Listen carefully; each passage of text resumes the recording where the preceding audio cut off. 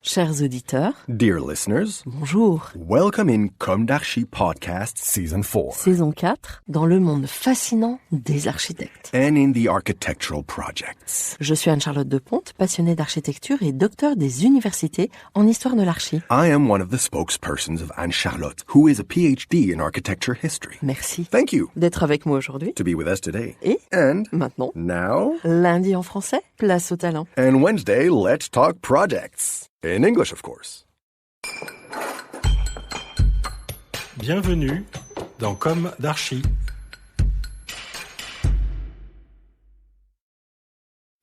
Dear listeners, good morning. This is Esther on behalf of Anne-Charlotte. It's good to meet you again in this Comme d'Archi Season 4, Episode 58. Xavier Lagurgue speaks to you in this text based on his interview recorded on March 22nd, 2023. Hello, a few words of introduction. I am Xavier Lagurgue, architect, associated with Günther Domenig in the agency XLGD Architecture, which is a French-Austrian agency. I am also a professor of architecture at the Ecole Nationale Supérieure Paris-La Villette, and I am involved in various training courses, including the master Seb-URBABIO at the Muséum National d'Histoire Naturelle. Teaching naturally leads to scientific research.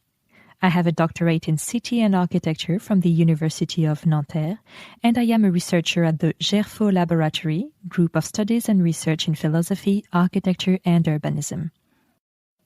My research topics concern architectural and urban ecology, and more precisely, the relationship between the living and the built environment.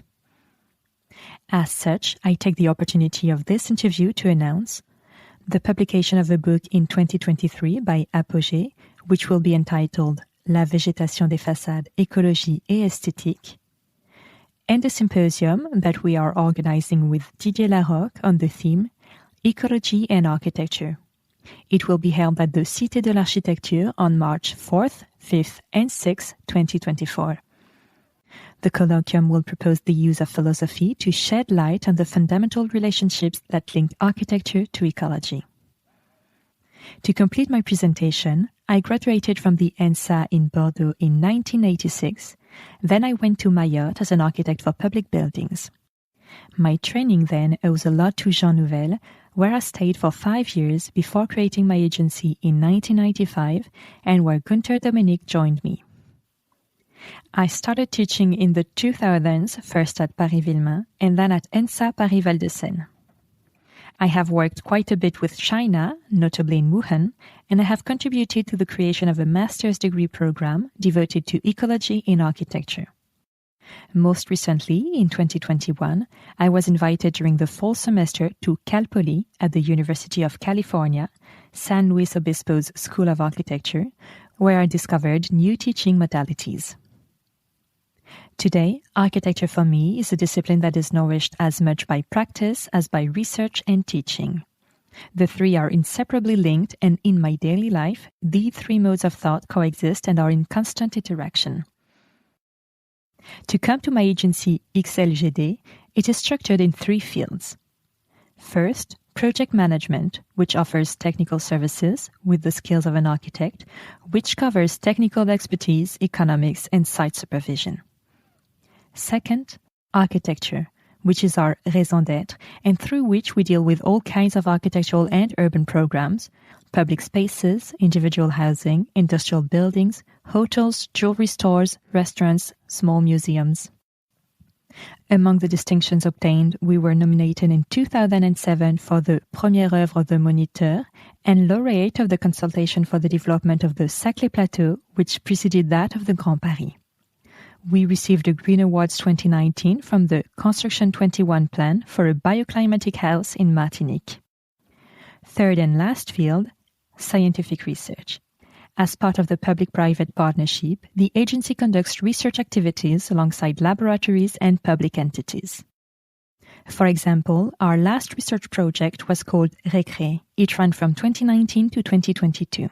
The project is backed by the Oasis Courts project, which aims to gradually transform the 750 schoolyards managed by the city into islands of freshness.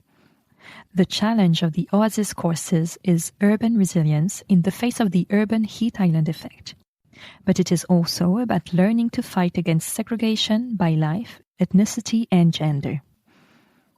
Our research project used a sample of 10 courtyards to produce a model of the ecosystem services provided by courtyard vegetation. This type of project typically brings students into contact with concrete research programs that open up the architect's field of expertise. I now come to my activity as a practitioner. Our agency XLGD Architecture is small, with 2 associates and 3 to 4 employed architects. It claims an artisanal approach with a great variety of practices. We often compare ourselves to tailors, designing custom-made shelters that we try to weave as closely as possible with their environments. To answer the question, what lights would you give to everyone to apprehend the world in which we live? I would say that the evolution of the architectural discipline is not, or rather is no longer, given the climatic urgency, of the order of transition. We are faced with the necessity of a complete reversal of perspective and social utility. The real question that the discipline must now answer is to understand what architecture is for. In the recent past, architecture has served many interests that today are in question. But if we go back to ancient times, to the time of myths, we realize that the real purpose of architecture was to connect people to each other and their groups to their physical environment. We are in the process of rediscovering this utility in the art of designing buildings. At the time of the Anthropocene, the challenge for architecture today is to share the world between living beings, in the landing process described by Bruno Latour. And to achieve this, I believe in a path that makes a U-turn from the 2000 thinking of the star architecture. Small is beautiful. This is true in all disciplines, in agriculture, in architecture, in economics, in urban planning. The phenomena of the circular economy, for example, can only really be understood on a small scale. We often have a caricatured vision of ecology in architecture, through partial points of view, biosourced materials, energy performance, bioclimatic, etc. But the ecological functioning is of another nature. They bring into play the inert and the living, which implies that their understanding mobilizes intense forms of interdisciplinarity. These phenomena can also be described in physical terms as spatial and temporal successions of actions to which consumption, costs, and pollution correspond and which must be controlled. This leads to frugality, which in France is the subject of an interesting movement.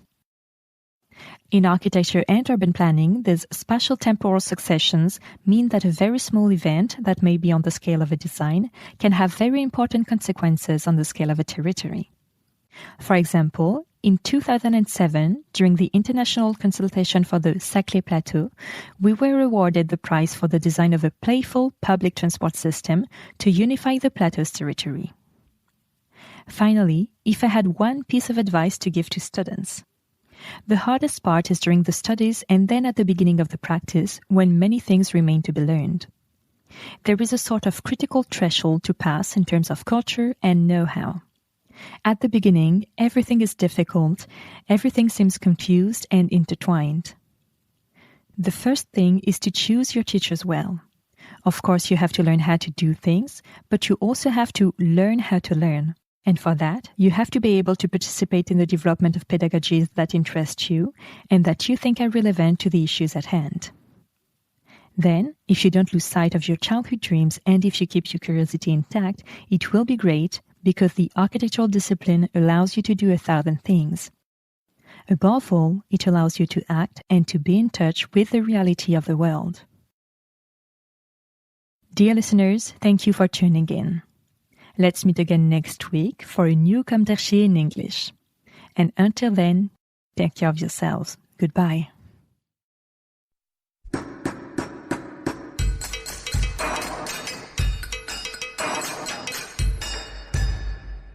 Thank you for listening. Thanks to Julien Rebours, sound engineer, who is collaborating with us today. Don't forget to tune in to our previews on Instagram at comdarchipodcast. If you enjoy this podcast, don't hesitate to promote it by giving it 5 stars and a little comment on Apple Podcast or on your favorite podcast platform. And above all, subscribe to listen to all of our episodes for free. See you soon, and until then, take care of yourself.